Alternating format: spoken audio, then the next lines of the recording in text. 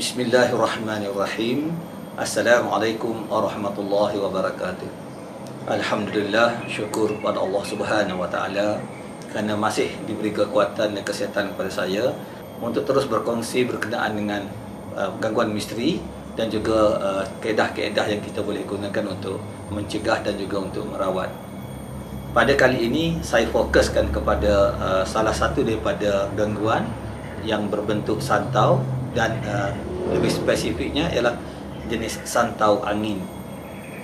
Sebelum itu kita perlu jelaskan bahawa istilah santau angin ini kadang-kala ianya digunakan secara berbeza antara tempat dan juga antara orang dengan orang. Jadi apa yang saya ceritakan ini ialah berdasarkan pengalaman saya dan pemahaman saya apa yang dimaksudkan dengan santau angin tersebut. Dan di bahagian akhir video ini nanti saya akan kongsikan cara-cara atau ikhtiar-ikhtiar yang kita boleh lakukan untuk mengurangkan risiko ataupun untuk menghindarkan kita daripada terkena santau angin ini. Oleh itu sila tonton video ini hingga tamat. InsyaAllah tuan-puan akan dapat sedikit sebanyak pengetahuan yang boleh digunakan bagi mengurangkan risiko terkena santau angin, InsyaAllah. Untuk memudahkan pemahaman, eloklah kita bincang dahulu apa yang dimaksudkan dengan santau angin ini. Secara umumnya, santau angin ini adalah salah satu daripada jenis santau. Ia menggunakan bahan yang hampir sama, cara disediakan juga sama, dan cara baca mentera pun hampir sama. Cuma yang berbeza ialah cara ianya dihantar ataupun dikenakan kepada mangsa. Oleh itu, kalau kita lihat dari segi kesannya kepada pesakit ataupun orang yang terkena santau angin ini, kesannya hampir sama dengan kesan orang yang terkena santau yang biasa. Jadi kalau tuan-puan ingin mendapatkan maklumat lanjut berkenaan dengan kesan ataupun tanda ataupun simptom-simptom orang yang terkena santau ini, tuan-puan boleh rujuk dalam video yang bertajuk Santau, Tanda dan Simptom yang telah pun saya muat naik dalam YouTube Pusat Rawatan An-Na'am. Dalam video tersebut, saya kongsikan sedikit sebanyak berkenaan dengan jenis-jenis santau serta kesan-kesan ataupun apakah tanda-tanda yang kita boleh buat rujukan bahawa seseorang itu telah terkena santau. Tetapi dalam video tersebut, saya tidak menyebut berkenaan dengan santau angin. Ini kerana saya bercadang untuk menghasilkan video yang berasingan bagi menjelaskan berkenaan dengan santau angin ini. Tujuan saya menyediakan video yang bertajuk santau angin ini ialah kerana saya mendapat banyak pertanyaan dan juga persoalan daripada pesakit dan juga daripada keluarga pesakit yang meminta saya memberi pencerahan apakah maksud santau angin, apa yang berbeza dengan santau biasa dan bagaimana ianya dilaksanakan ataupun bagaimana ia dikenakan kepada orang ramai ataupun orang yang dituju. Dan juga ada yang meminta supaya saya berkongsikan bagaimana kita nak menghadapi ataupun kita mencegah daripada terkena santau angin ini.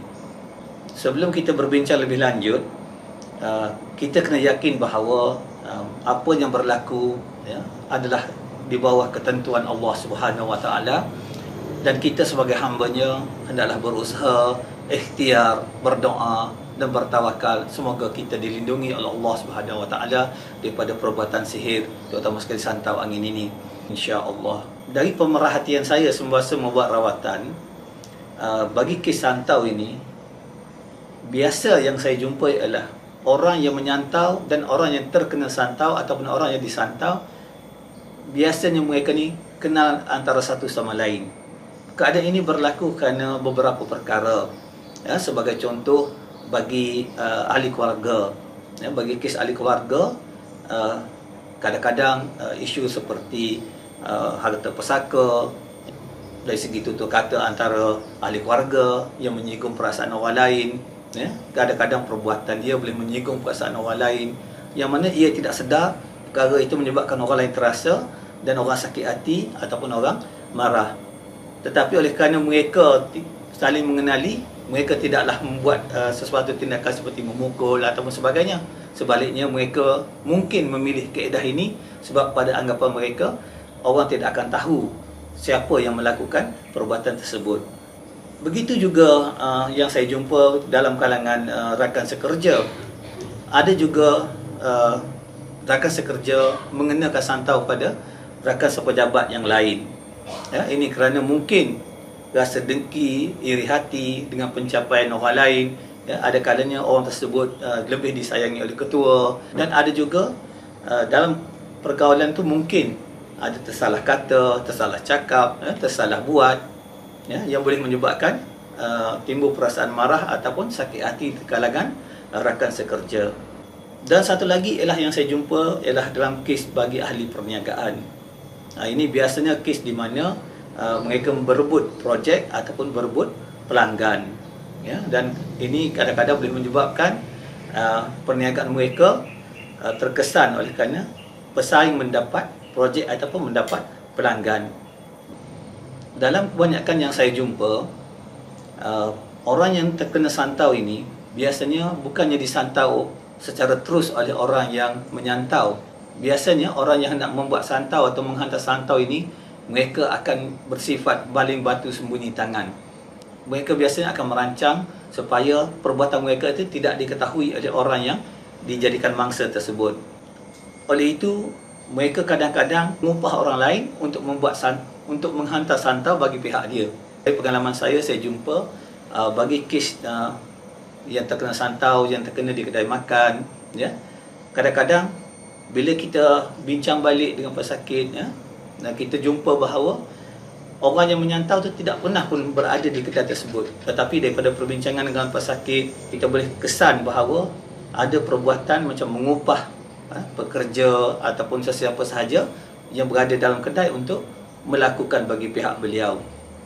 Begitu juga dalam keadaan di pejabat, ya. Banyak yang saya jumpa rakan sepejabat yang terkena ini terkena di kantin pejabat, dan ada juga yang saya jumpa dia terkena dalam makanan atau minuman yang dia bawa, yang dia letak atas meja ataupun atas almari di pejabat, dan ada kalanya dia keluar untuk urusan tertentu dan makanan itu berada di situ. Sebagaimana yang saya sebutkan tadi, orang yang hendak menyantau orang ini biasanya dia mengambil sikap ataupun ambil kaedah baling batu sembunyi tangan. Jadi dia akan fikirkan bagaimana supaya buatan dia itu tidak terdedah kepada orang lain ataupun kepada orang ramai. Ini kerana jika terdedah, mereka akan menanggung malu yang berat dan mungkin mereka akan disisih dan akan terpaksa bersendirian. Oleh itu mereka sentiasa mencari jalan supaya perbuatan mereka ini tidak diketahui oleh orang. Dan sebagai salah satu pilihan yang mereka boleh buat ialah mereka menggunakan kaedah santau angin, yang mana biasanya mereka tidak perlu melakukan sendiri ataupun mereka tidak perlu mengupah orang, tapi sebaliknya mereka akan mencari bomoh ataupun pawang yang boleh melakukan daripada jauh tanpa menimbulkan syak wasangka bahawa perbuatan tersebut adalah perbuatan mereka.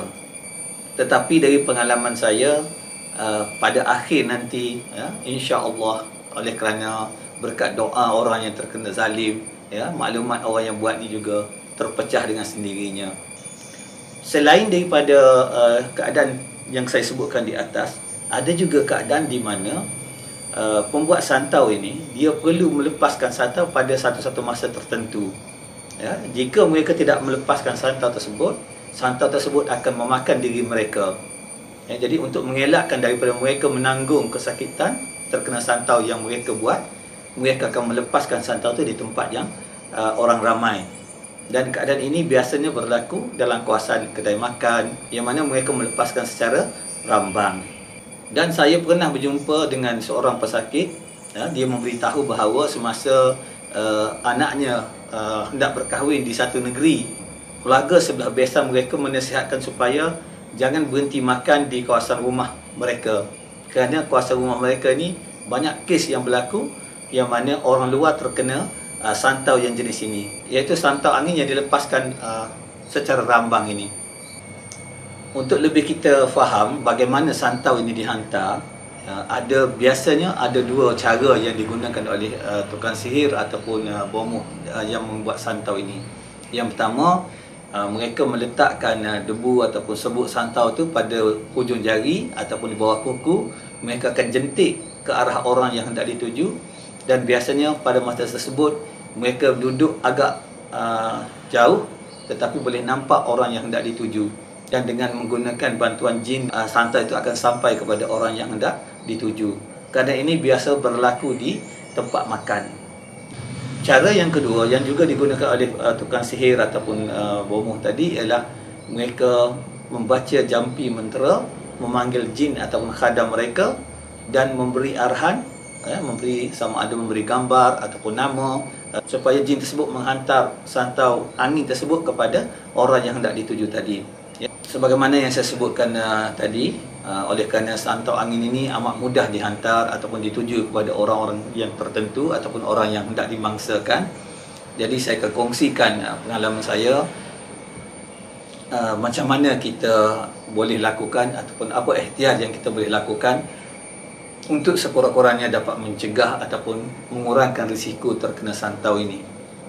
Yang pertama, yang biasa saya buat jika saya hendak makan di kedai makan ataupun hendak membeli di kedai makan, apabila saya berhenti kenderaan, saya akan duduk sekejap dalam kenderaan, baca Bismillahirrahmanirrahim, selawat 3 kali, berdoa pada Allah, ya Allah, ada tak benda-benda yang boleh mengganggu kita ataupun benda-benda yang boleh memberi kata musibah kepada kita jika kita berhenti makan di sini.